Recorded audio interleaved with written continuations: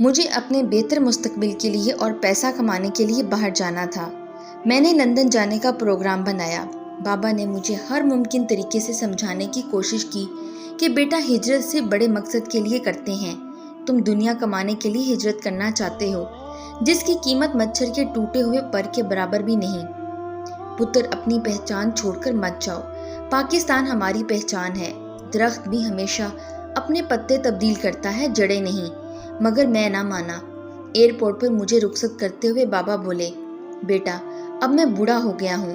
بڑھاپا جسم کی جلا وطنی کا نام ہے۔ پتر، بڑھاپے کی زندگی اور دیوار پر لکھی لکیروں میں کوئی فرق نہیں ہوتا۔ ان کو مٹانے کے لیے ایک بارش ہی کافی ہوتی ہے۔ پھر ضبط کا مضبوط حصار توڑ کر کچھ آنسو میرے باپ کی آنکھوں سے بہہ نکلے۔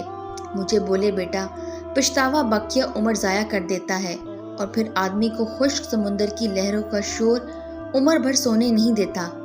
میرا ہاتھ پکڑ کر بولے، سنو تم خواب ہو میرے، سنو تم خواب ہو میرے۔ پھر مجھے گلے لگا کر میری طرف دیکھے بغیر ایئرپورٹ سے باہر نکل گئے، اور پھر میں یہاں لندن میں دنیا کی دلدل میں گم ہو گیا۔ ایک گوری سے شادی کے بعد مجھے یہاں کی نیشنلٹی بھی مل گئی تھی۔ کئی سال تک بابا سے رابطہ نہ ہو سکا۔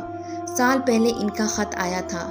لکھا تھا، بیٹا اب تم پاکستان آئے بھی تو مجھے دیکھ کر تمہیں مایوسی ہوگی۔ اب تم میرے چہرے کو دیکھ کر ڈر جاؤ گے، کیونکہ اب اس پر سرسوں کی پیلی رت اتر چکی ہے۔ تھوک کے خون سے یقیناً تمہیں نفرت ہوگی، مگر اب یہ طبیب کے بس میں بھی نہیں رہا۔ اب تم مجھ سے ٹوٹ کر پیار نہیں کر سکو گے، اور یقیناً اپنی بیوی بچوں کے پاس پلٹ جاؤ گے۔ بیٹا مجھے تیری جدائی نے مار دیا ہے، ورنہ میں اپنے مرنے تک جینا چاہتا تھا۔ بیٹا میری آنکھوں کا دریا سوکھ گیا ہے۔ افسوس میرے پاس اتنا وقت بھی نہیں تھا کہ 2 جملوں کا ہی صحیح خط کا جواب دے دیتا۔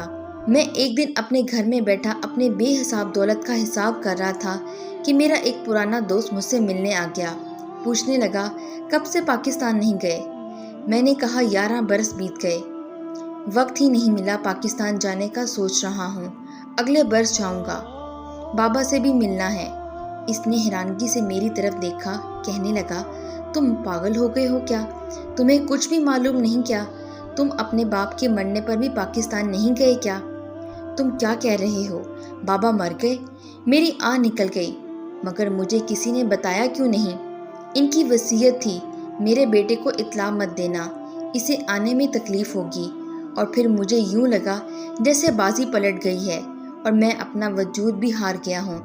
بابا کے الفاظ پگھلے ہوئے سیسے کی طرح میرے کانوں میں گونجنے لگے، بیٹا مجھے تیری جدائی نے مار دیا ہے، ورنہ میں اپنے مرنے تک جینا چاہتا تھا۔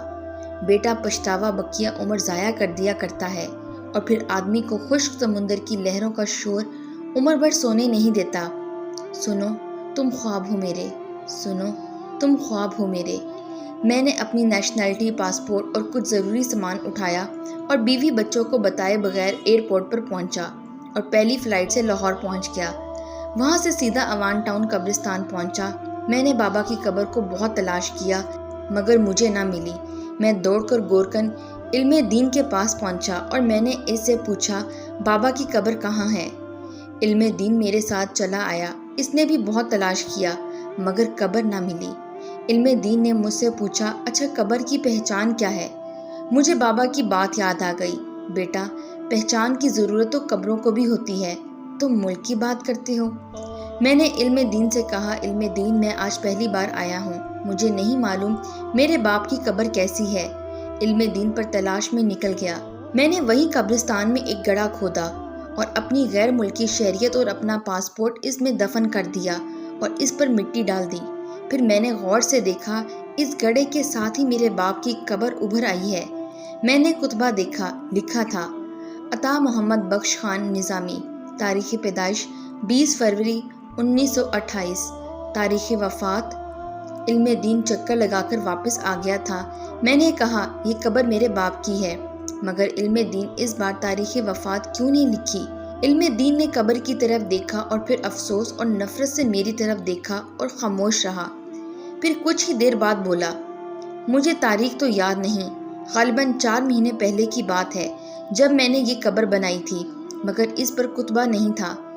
پھر ایک رات جب رات کو چکر لگانے آیا تو انتہائی خوبصورت انسان جس کا چہرہ نور سے چمک رہا تھا اس قبر پر کتبہ نصب کر رہا تھا، اور وہ کوئی انسان نہ تھا، شاید کوئی فرشتہ تھا۔ یہی سوال میں نے بھی اس سے کیا تھا، اے اجنبی، اس کتبے پر تاریخ وفات کیوں نہیں لکھی؟ وہ اجنبی بولا، ایسے لوگ مرتے نہیں، صرف انتقال کرتے ہیں۔ یہ لوگ اپنے پیاروں کے انتظار میں زندہ رہتے ہیں۔ ابھی صاحب مزار کے بیٹے نے باہر سے آنا ہے، جس دن وہ آئے گا اسی دن صاحب مزار کا انتقال ہوگا۔ تاریخ وفات اسی دن لکھی جائے گی۔ اور پھر میں نے تاریخ وفات کے آگے لکھا 20 اکتوبر 1994، اور پھر میں ساری رات قبر پر بیٹھا روتا معافی مانگتا رہا، مگر قبر سے صرف ایک ہی آواز آتی رہی، بیٹا مجھے تیری جدائی نے مار دیا ہے، ورنہ میں اپنے مرنے تک جینا چاہتا تھا۔ جدائی اور موت ایک ہی چیز کے دو نام ہیں۔ ہجر کا دکھ دیکھنا ہو تو حضرت یعقوب کی آنکھوں کی طرف دیکھو، جن کی روشنی اپنے فرزند حضرت یوسف علیہ السلام کی یاد میں روتے روتے چھن گئی۔ اور ہجر ایک ایسی اذیت ناک موت ہے جس میں جان سے جاتے جاتے بھی عمر لگ جاتی ہے۔ اور سنو تم خواب ہو میرے، سنو تم خواب مت ہونا۔ لاہور کی گلیوں میں جہاں کبھی میلی چادر اوڑھے ساگر پھرتا تھا، اب وہاں ایک ملنگ ہے، بے تحاشا بڑے ہوئے بالوں اور میلی چادر لیے پھرتا نظر آتا ہے۔ رات ہوتی ہے تو ساگر کی طرح کسی بھی فٹ پاتھ پر لیٹ جاتا ہے، مگر آج تک اسے کسی نے سوئے ہوئے نہیں دیکھا۔